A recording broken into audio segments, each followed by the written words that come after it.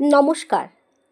আজ আমি ঝটপট আর সুস্বাদু কুচো চিংড়ির বলকারি বানিয়েছি। এটাকে একটা হাইব্রিড রেসিপিও বলা যেতে পারে।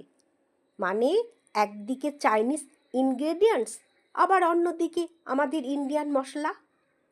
দুই স্বাদেরই ছোঁয়া আছে। তার জন্য প্রথমে আমি কুচো চিংড়িকে ভালো করে ধুয়ে বেছে জল চিপে পেস্ট করে তাতে আদা রসুন বাটা, পেঁয়াজ বাটা, কাঁচা লঙ্কা বাটা আর পরিমাণ মতো নুন মিশিয়ে তার মধ্যে বাইন্ডিংয়ের জন্য সামান্য বেসন মিশিয়ে গোল গোল বল তৈরি করে সেটাকে তেলে ভেজে নিয়েছি।